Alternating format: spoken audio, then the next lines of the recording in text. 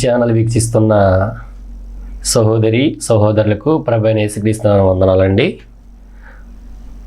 తలలు వంచండి, ప్రార్థన చేసుకుందాం. పరలోకమందున మా ప్రియమైన తండ్రి, ఆకాశ మహాకాశాలు సృష్టించిన మా దేవ తండ్రి, ఇలాగా నీ మాటలు చెప్పే భాగ్యాన్ని నాకు కలిగించినందుకు నీకు క్రీస్తు నామమున కృతజ్ఞతలు చెల్లించుకున్నాను దేవా. ఇప్పుడు నైనా నీ మాటలు చెప్తుండగా నాకు నీ ఆత్మ సహాయం దయచేయండి. నన్ను నేను తగ్గించుకుని నిన్ను గనపరిచే మహాభాగ్యం నాకు దయచేయమని, నీ పిల్లలు ప్రవ్వా నీ మాటలు వింటుండగా ప్రవ్వా విని విడిచిపెడతాం తమ మోసం చేసుకోకుండా వాక్య ప్రకారం నడుచుకునేలాగా సహాయం చేయమని నీ కుమారుడు మా ప్రభు యేసుక్రీస్తు వారి నామమున మిమ్మల్ని బ్రతిమాలి అడిగి వేడుకొంచున్నాం మా ప్రియమైన తండ్రి, ఆమేన్. మనందరి ద్వారా తండ్రి అయిన దేవునికి యుగిగులు ఆయనకి మహిమ కలుగుగాక, ఆమేన్. ప్రియులారా, కొంతమంది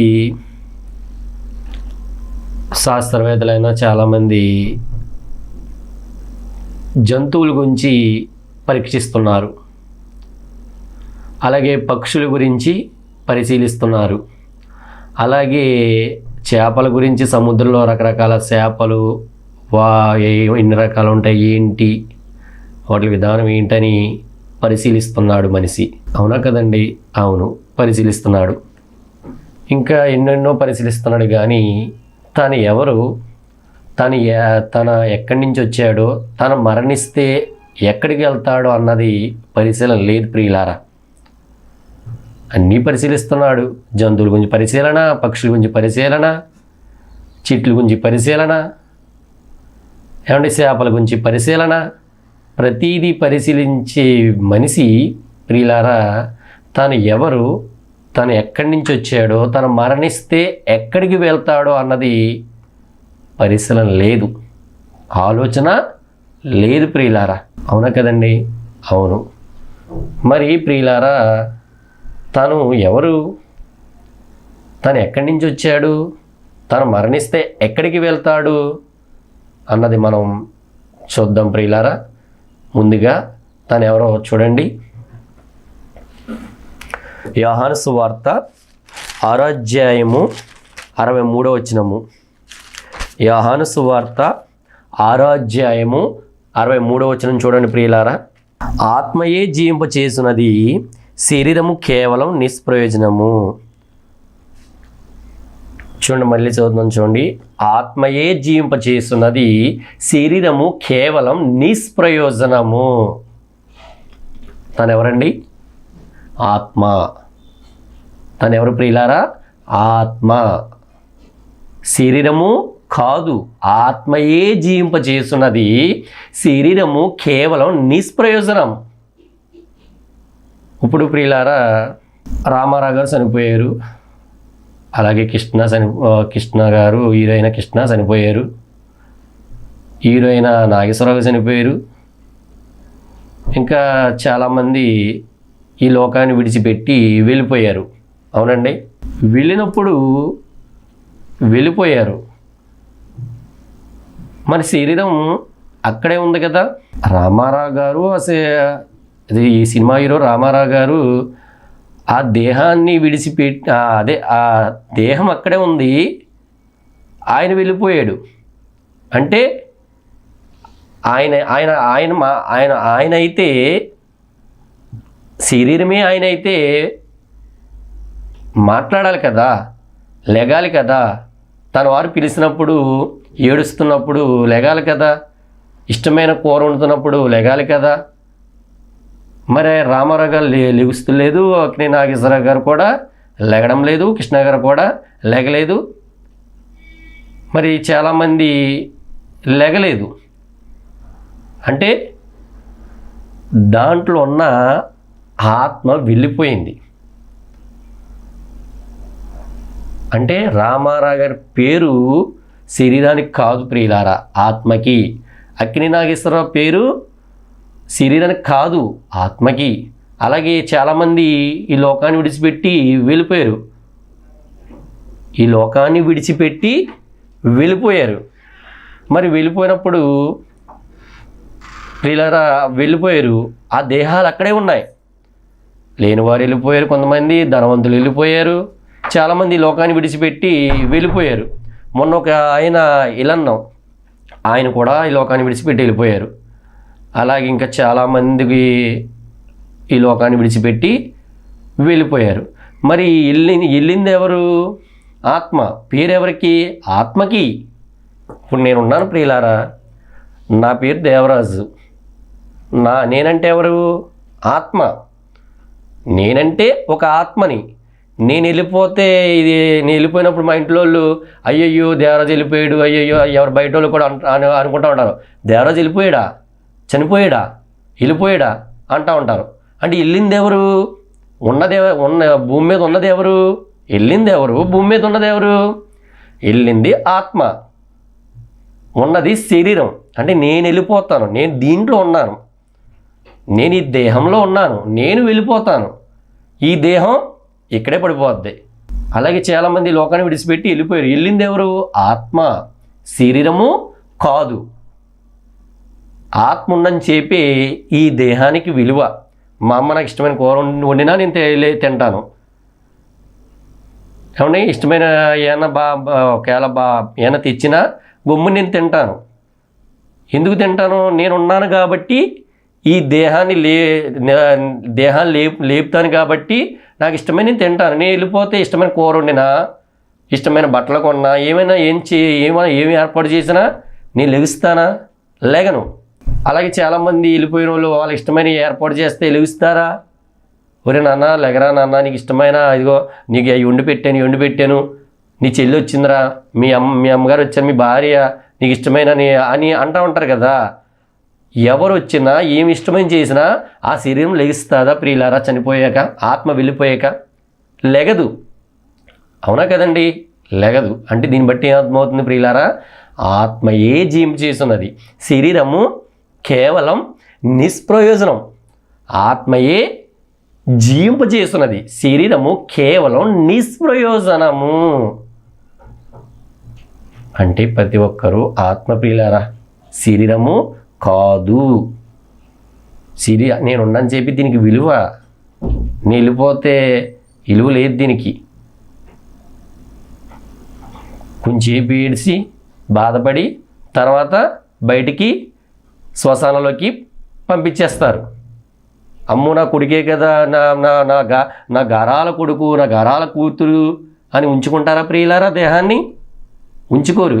ఎందుకంటే కొంచెంసేపటికి స్మెల్, బ్యాడ్ స్మెల్ వస్తూ ఉంటుంది, క్రిములు బయటకు వస్తూ ఉంటుంది. అది డేంజర్ ఈ దేహం నుంచి. కాబట్టి ఆ ఇష్టమనులు వచ్చేగాక అలా ఉంచుతారు, ఐస్ బాక్స్లో పెడతారు. తర్వాత ఎలా సాయంత్రంకైనా మధ్యాహ్నంకైనా మొత్తం మీద ఆ రోజులోనే బయటికి తీసుకెళ్ళిపోతారు దేహాన్ని. కాల్చి వాళ్ళు కాల్స్తారు, కప్పేటి వాళ్ళు కప్పెడతారు. మొత్తం మీద ఈ దేహాన్ని మాత్రం ఇంటికాడ ఉంచరు, తీసుకుని వెళ్ళిపోతారు బయటికి, కాటికాడికి కదండి.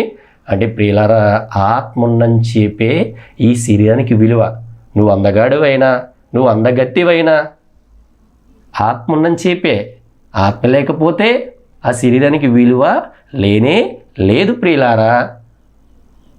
ఇంకెవరు ఇంకా పట్టించుకోరు, ఇంకా పంపేయవలసిందే బయటికి. అర్థమైందండి? కాబట్టి ఆత్మయే జీవింపచేస్తున్నది, శరీరము కేవలం నిష్ప్రయోజనము.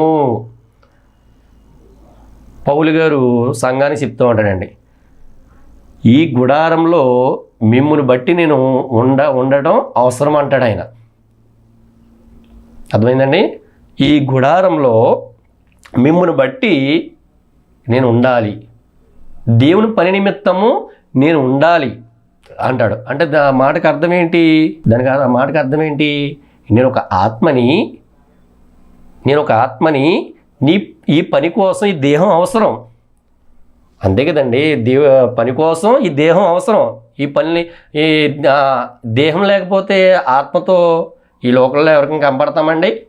ఎవరికి కనపడం. ఏమైనా పనులు చేసుకుంటామా? పనులు చేసుకోలేం. ఏమైనా బరువులు మోస్తామా? అసలు ఇక్కడ ఉండదు కదా ఆత్మ. ఏమైనా చేయగలమా? ఏది ఉండదు. ఆత్మ శరీరం లేకపోతే, ఈ శరీరము, ఈ గుడారం లేకపోతే ప్రియులారా, ఈ గుడారము లేకపోతే ఆత్మ ఏ పని చేయదు, ఇక అవసరం ఇంకా ఇక్కడ ఉండదు. ఇక్కడ పనికి దేవుని పని నిమిత్తము నిమ్మును బట్టి నేను ఉండాలంటున్నాడు. అంటే శరీరం వేరు, ఆత్మ వేరు. అవునండి. మరి నేను శరీరమే అన్నట్టు ప్రియులారా, శరీరం కోసం చాలామంది బతుకుతున్నారు. నేను శరీరాన్నే అన్నట్టు, ఈ లోకమే శాశ్వతం అన్నట్టు, శరీరం కోసం, తిండి కోసం, దీనికి పెట్టే తిండి కోసం, గుడ్డ కోసం, సుఖం కోసం పక్క వారిని చంపేస్తున్నారు, పక్క వారిని బాధ పెడుతున్నారు. ప్రేమ ఆప్యాయత లేకుండా, మంచి మనసు లేకుండా దీనికోసం, కేవలం దీనికోసం మట్టిలోకి వెళ్ళే ఈ గుడారం కోసం, మట్టిలోకి వెళ్ళి ఈ దేహం కోసం ఇతర వారిని వేధిస్తున్నారు, ఇతర వారిని చంపుతున్నారు. యుద్ధాలు యుద్ధాలు చూసారా ప్రియులారా? ఆ రాజ్యం మీదకి ఈ రాజ్యం ఆ రాజ్యం, దీనికోసం గుడారం కోసం. ఈ గుడారం ఉంటుందా? ఎప్పటికైనా వెళ్ళిపోద్ది. ఈ గుడారం ఉంటుందండి. ఇప్పుడు కొన్ని వస్తువులు ఉంటాయి. ఆ వస్తువులు కొన్నప్పుడే దానికి ఎక్స్పైరీ డేటు ఇచ్చి చెప్తాడు ఓనరు. ఈ డేట్లోగా వాడుకోవాలి, తర్వాత పక్కకి పడేయచ్చు అంటారు. అలాగే ప్రియులారా, మనం పుట్టినప్పుడే డేట్, మనం మరణించే డేట్ కూడా దేవుడు రాసాడు ప్రియులారా. తల్లి గర్భంలో ఉన్నప్పుడే మనం పుట్టిన డేట్, మరణించే డేట్ కూడా ఆయన రాయడం జరిగింది. 50 సంవత్సరాలకి వెళ్ళిపోవచ్చు, 60 సంవత్సరాలకి వెళ్ళిపోవచ్చు, 70కి వెళ్ళిపోవచ్చు, అధిక బలం అంటే 80 ఇంచుమించు ఈ దేహాన్ని విడిచిపెట్టి ఎప్పటికైనా వెళ్ళిపోవాల్సిందే. అవునా కదండి? అవును ప్రియులారా. మరి వెళ్ళిపోయే ఈ దేహం కోసం బ్రతకడం ఎంతవరకు కరెక్ట్? వెళ్ళిపోయే ఈ దేహం కోసం పక్క వారిని చంపడం ఎంతవరకు కరెక్ట్? వెళ్ళిపోయే ఈ దేహం కోసం ప్రియులారా, కొంతమంది భర్తలు కూడా లేపేస్తున్నారండి, అక్రమ సంబంధాలు ఎట్టుకుని. కొంతమంది భార్యలు కూడా అనుమానాలతో కూడా ఏమండి ఇలా రకరకాలుగా చంపేస్తున్నారు. అంటే సుఖం కోసం, దీని సుఖం కోసం తప్పు చేస్తున్నారు. కొంతమంది ఆస్తులు రాయించేసుకొని దీనికోసం తల్లిదండ్రులు గెంటేస్తున్నారు. కొంతమంది వడ్డీ వ్యాపారాలు వడ్డీ వ్యాపారాల్లో ఎలా పడతా అలా చేసి డబ్బుల కోసం పీడిచి తినేసి రకాలు కూడా ఉన్నారు. దేహం కోసం, దీనికోసం. మరి ప్రియులారా, ఈ దేహాన్ని విడిచిపెట్టి వెళ్ళిపోతాం, గ్యారంటీ లేదు.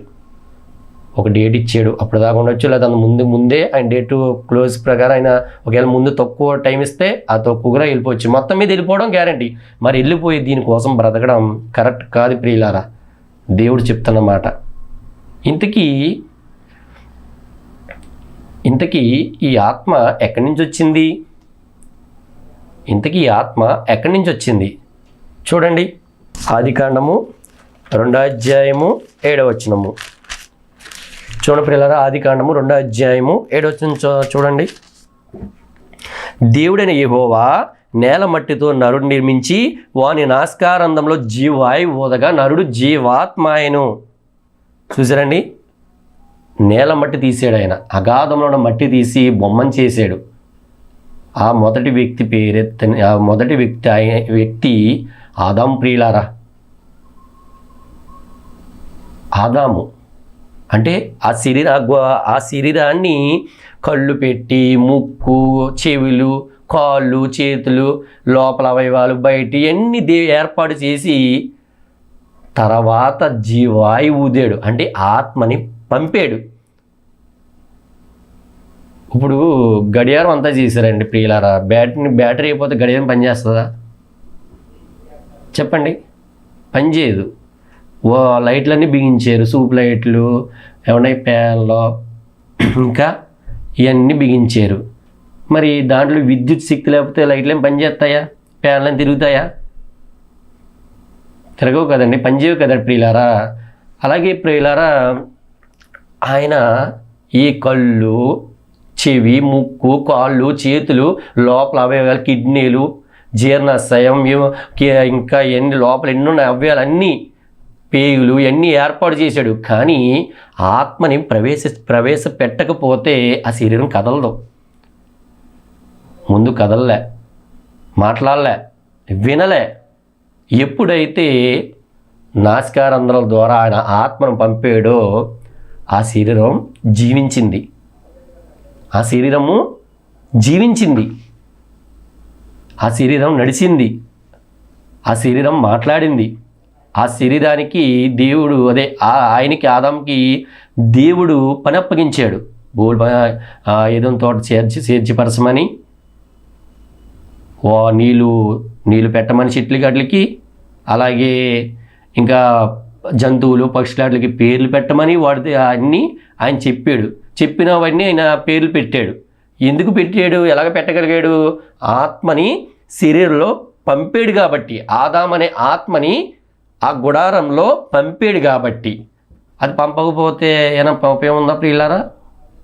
ఉపయోగం లేదు. అంటే ప్రియులారా, ఆత్మ ఎక్కడి నుంచి వచ్చింది? పంపాడు అంటే ఆయన ఆత్మ ఎక్కడి నుంచి వచ్చింది? దేవుళ్ళలోంచి వచ్చింది. ఎక్కడి నుంచి వచ్చింది ప్రియులారా? దేవుళ్ళలోంచి వచ్చింది. అంటే దేవుళ్ళలోంచి, దేవుడి దగ్గర నుంచి మనం దేవుళ్ళలోంచి వచ్చాం. మనం ప్రతి మనిషి ఈ గుడారంలోకి వచ్చాం. మరి ఈ గుడారంలోకి దేవుళ్ళలోంచి వచ్చినప్పుడు మరి ప్రియులారా, దేవుడి దగ్గర నుంచి వచ్చాం. ఆయన దగ్గర నుంచి వచ్చినప్పుడు మరలా ఆయన దగ్గరికి వెళ్ళాలి కదా.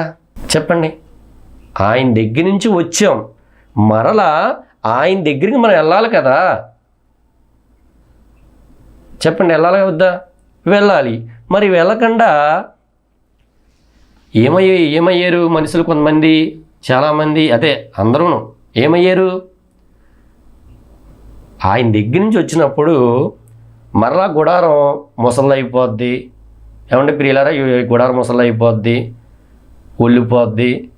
ఈ దేహాన్ని విడిచి టైం అయిపోతే వెళ్ళిపోవాలి. మరలా ఆయన దగ్గర నుంచి వచ్చి మరలా ఆయన దగ్గరికి వెళ్ళాలి కదా. మరి ఆయన దగ్గరికి వెళ్ళకుండా ఎక్కడికి వెళ్తున్నారు? ఎలా చనిపోయారు? ఆయన దగ్గరికి వెళ్ళకుండా ఎలా చనిపోయారో చూడండి. ఆయన దగ్గర నుంచి వచ్చి మరలా ఆయన దగ్గరికి వెళ్ళాలి, కానీ వెళ్ళకుండా ఎలా చనిపోయారు అంటున్నాడు చూడండి దేవుడు. ఈపీసీ సంఘానికి రాస్తూ పౌలు గారు చెప్తున్నారు చూడండి, 2వ అధ్యాయం 1వ వచనమండి. మీ అపరాధముల చేతను పాపముల చేతను మీరు చచ్చిన వారై ఉండగా ఆయన మిమ్మల్ని క్రీస్తుతో కూడా బ్రతికించెను. చూసారు ప్రియులారా, ఎలా చనిపోయారండి? దేవుడి దగ్గర నుంచి వచ్చి దేవుడి దగ్గర నుంచి మరలా దేవుడి దగ్గరికి వెళ్ళకుండా ఎలా చనిపోయాడంటే మనుషులు పాపముల చేత, అపరాధముల చేత చనిపోయారంట. అంటే శారీరకంగా బతుకున్న ఆత్మీయ దృష్టిలో పాపాలతో చనిపోయారు. శారీరకంగా బతుకున్న ఆత్మీయంగా దేవుని దృష్టిలో చనిపోయాడు ప్రియులారా మనిషి. మరి అలా చనిపోతే, పాపంలో ఉండి మరణిస్తే ఏమండి, ఇక్కడ చనిపోయాను ఇక్కడ ఉంది, ఇంకో ప్రసంగిలో ఉంటుంది, దేవుడు యథార్థవంతులుగా సృష్టించాడు. వివిధ తంత్రములు కల్పించుకుని, ఏమంటే దేవుడు యథార్థవంతులుగా సృష్టించాడు. వివిధ తంత్రాలు కల్పించుకుని పాడైపోయారు. అంటే పాపాలు అంటించుకున్నారు. దేవుడు పుట్టించాడు, యథార్థంగా పుట్టించాడు. చాలామంది ప్రియులారా ఏమంటున్నారంటే, కొంతమంది ఏమంటున్నారంటే